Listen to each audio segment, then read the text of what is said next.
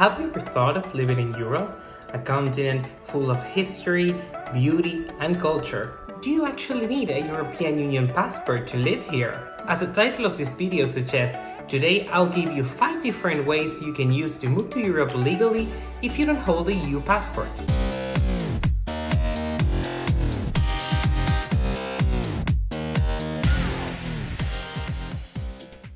Hi guys, this is Mariano and welcome to my channel. If you have the passport of any of the 27 member states of the European Union, you can actually live, work or study in any other member state without the need of any permit or visa.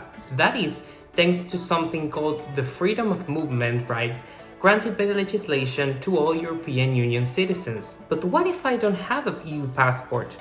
Then you will need a visa or residence permit. Let me share with you 5 different types of residence permits you can use to legally move to Europe in 2023. Number 1. The Employed Workers Visa. As its name suggests, there are a lot of companies within the European Union that are willing to sponsor someone from abroad to come and live in the country in order to fit in a job position. Normally, this requires you to have a high level of skills, experience, or to be in a particular industry of high demand.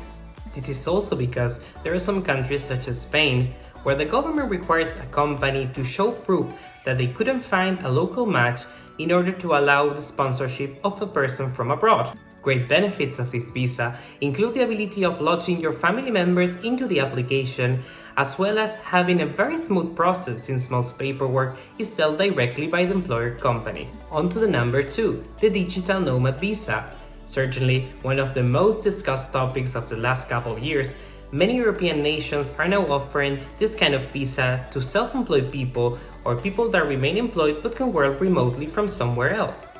Typically, they will require you to have an income of multiple times the minimum wage of the desired country. Since these visas vary a lot from country to country, I will highly suggest you to check carefully if the visa you are looking for can offer a good length of time, if it can be renewed, and also if you can add your family members into the application. Some good examples of Digital Nomad Visa are, in my opinion, Portugal's new D8 visa, as it gives you a 2-year term renewable for 3 more years that then after 5 years allows you to apply for citizenship or permanent residence, and also allows you to include your family members within the application. In the same line, Spain's new Digital Nomad Visa is also a good choice, offering a 1-year term that is renewable up to 5 times. On the other hand, I consider other programs to be not as good, such as the one in Hungary, Croatia or Greece, as they will give you only 1 year or even up to 2-year terms, but they're not renewable, so after this period you will have to leave the country or look for a different option. On to the number 3, the Passive Income Visa. One of the great examples is Portugal D7 visa, where you can live in the country if you can prove that you have a non-work related income, such as royalties, utilities, dividends, or rental property income. Originally, this visa targeted retired people from abroad which had a higher income, but now the scope has been broadened and this can be used basically by everyone. What you will need to show mainly is that your income is a little bit higher than the minimum wage. It's also worth pointing that before Portugal had the Digital Nomad Visa, the D8, you could actually lodge remote work income as part of the D7 visa. That was actually my case when I moved to Portugal a year and a half ago. Same as with the D8, the process for the D7 is quite straightforward, and they will allow you a 2-year term renewable for 3 more years that after 5 you can apply for citizenship or permanent residence. It will also allow you to add your family members either through the main applicants or through family reunification. Other good options of passive income visa are, for example, Spain's non-lucrative visa that would allow you to live in the country just by showing that you have a certain income a year. The only downside is that Spain's non-lucrative visa won't allow you to work within the country. On to the number 4, the Entrepreneur Visa. As you may imagine, there are many countries that are willing to accept people from abroad that are willing to invest, build a business, and hire people in a country. Great examples are Portuguese T2 or France's Tech Visa. The main difficulty of this program is that you will have to provide a business plan that will need to be approved by the government on several occasions.